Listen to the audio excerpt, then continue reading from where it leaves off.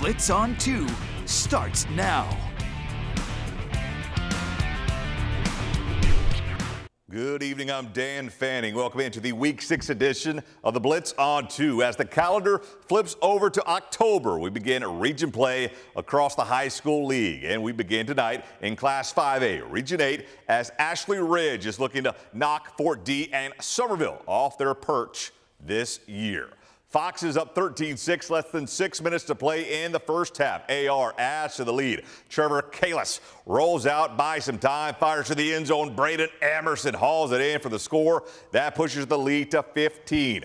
Back come the Fort. Kevin Johnson on the deep ball to Anthony Williams. Tony toe tap, gets a foot in bounds. Nicely done. That moves the chains as you see the officials mark.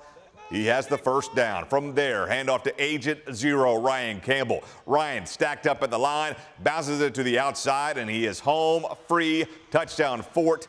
Makes it, 14-6. On the other end, Ashley Ridge's home run hitter goes to work. Jaden Acosta up the middle. He won't be denied. He muscles in for another home team score. All this in the final 6 minutes of the half, mind you, including this next AR drive.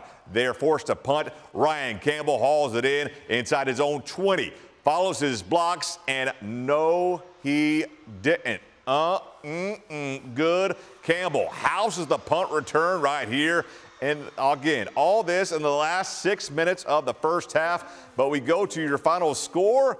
How about this? Ashley Ridge, a big winner tonight over Fort D to open region play. AR 48, Fort D 35.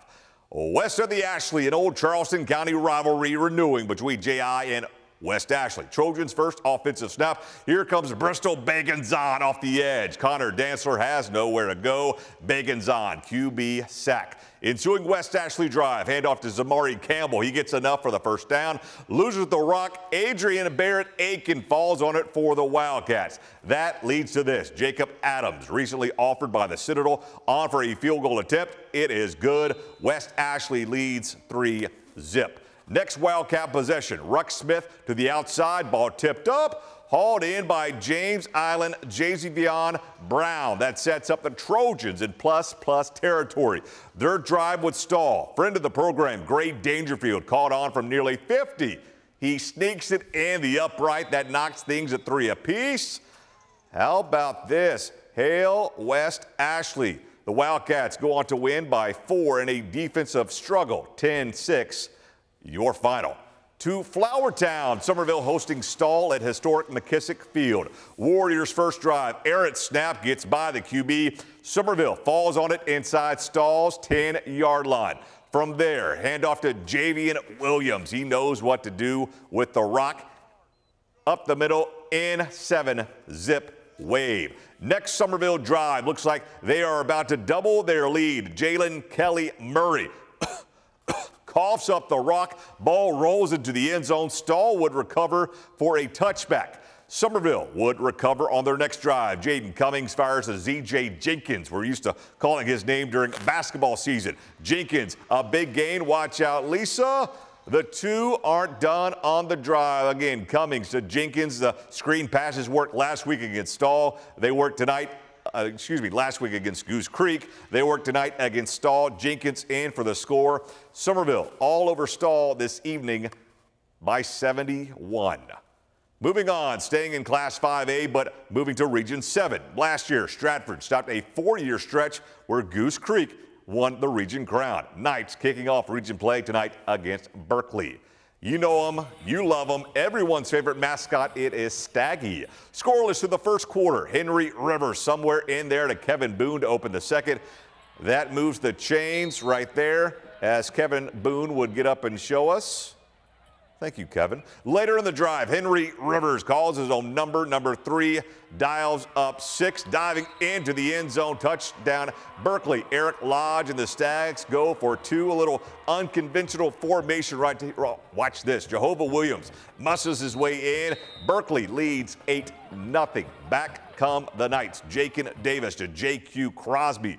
They've had a big year so far. The two move the chains for the Knights. Then Jakin, he muscles his own way in for the score somewhere in that big pile. Watch Jakin push through.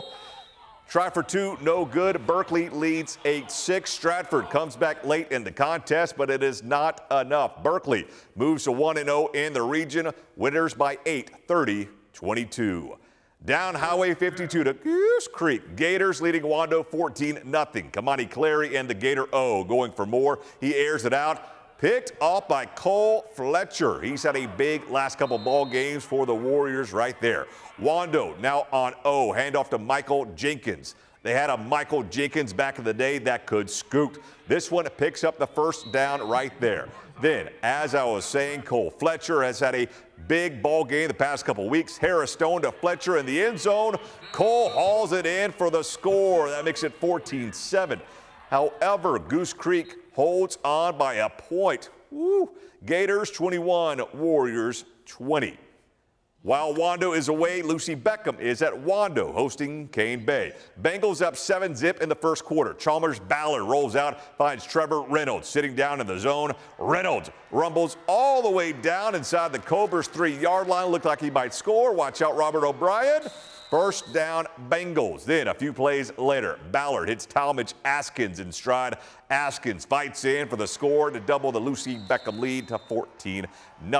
Back come Cane Bay. Austin Seabrook takes the pitch down the Cobra sideline, picks up the first down as the Cane Bay offense is mounting a drive. Later, Colby LaRocca muscles his way in. The officials said that he did break the plane. Touchdown Cobras. They're back within 7. Back comes LB. Watch this run by Ballard. Can't find an open man. Decides to tuck and run. Meanders his way across the field just past the sticks. That moves the chains for LB.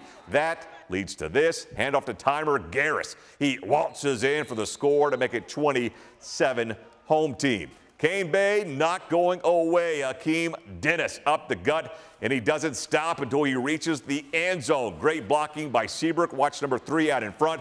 Great downfield blocking to spring him loose. Bengals lead 23-14 at the break. As we go to your final score, just like a score that we saw earlier in the this evening. Lucy Beckham moves to 1-0 as it's their first game in 5A. LB 30, CB 22. And we are just getting started on tonight's Blitz on 2. When we come back, Bishop England, Oceanside, Hanahan all look to get into the win column. Who came out on top? Find out when the Blitz on 2 rolls on next.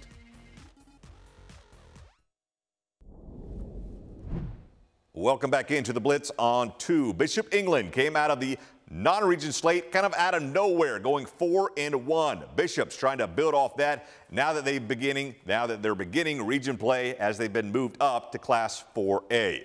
BE up on Hilton Head, 21-0, less than 4:30 to go before halftime. Bishop's defense continuing to play well. Luke Russell breaks through the line for the tackle for loss right there on Hilton Head. Seahawks, though, they would mount a drive from there inside the BE 30. Troy Timko fights for some tough yards, bounces off tackles. That moves the chains for the Seahawks. That sets up this. Timko up the middle, lowers his shoulders in for the score that cuts the deficit to 14 at 21-7.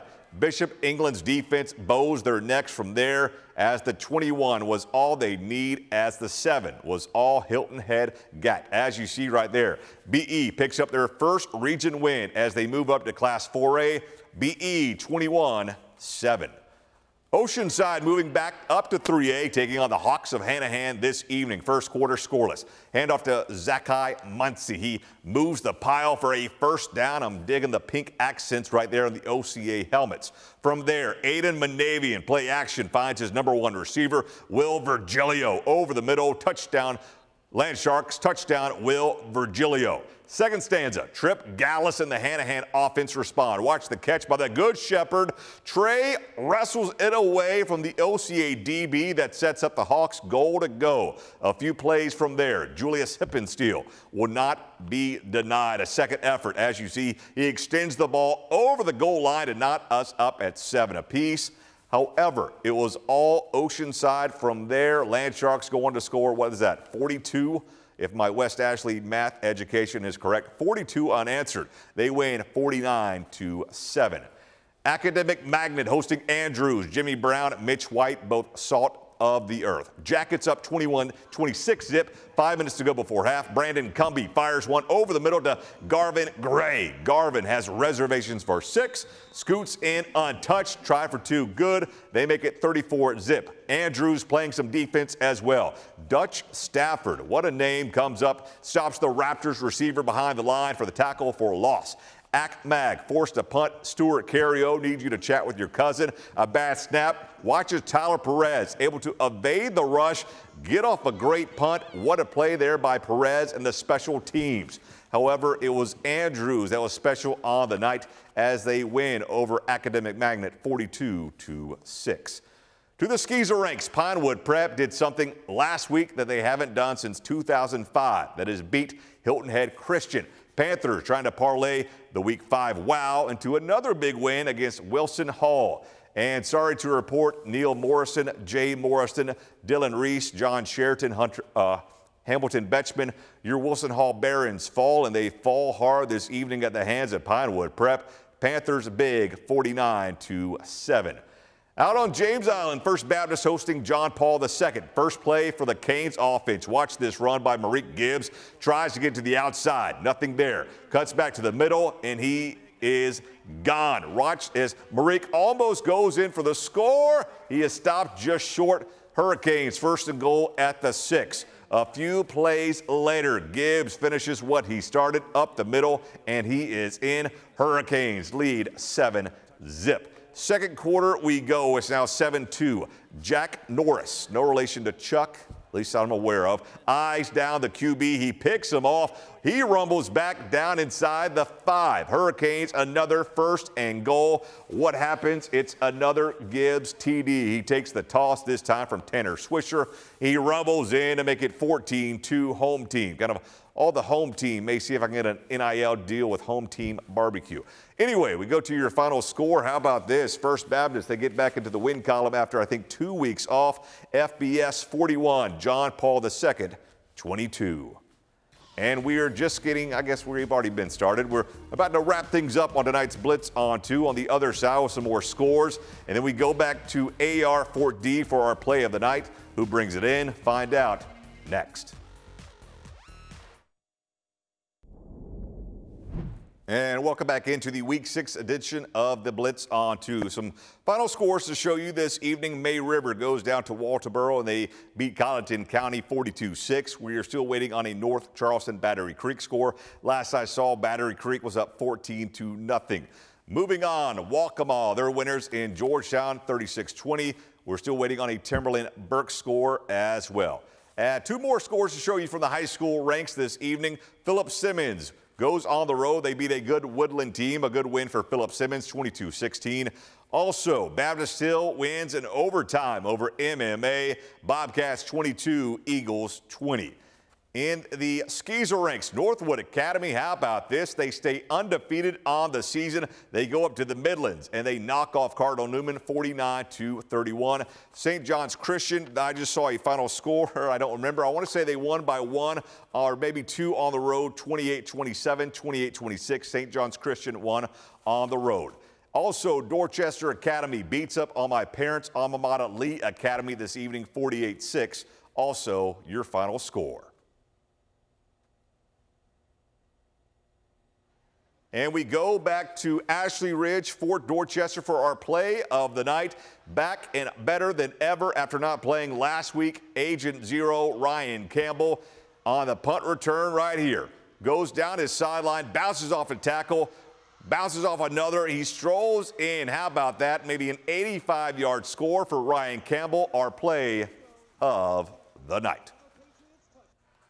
While the Citadel's Jonathan Bennett continues to make some overthrows, the Bulldogs are in finishing more drives this season. The passing game continues to create chunk plays led by Berkeley alum wideout Dervon Pesnell. Dervon leads the SoCon in average yards per reception at over 32 as he's become one of the top deep threats in the conference. Dervon is long and lanky and has deceptive speed. Once he gets going, all right? He's not the shiftiest, underneath, not the most agile underneath. But anything going vertical, once those long legs gets going, I think he surprises, you know, defensive backs. He surprises safeties and corners because he doesn't look like he's running. But in actuality, I mean, the guy's covering 10 yards in 2 steps, and that's typically what you look for as a rate of speed.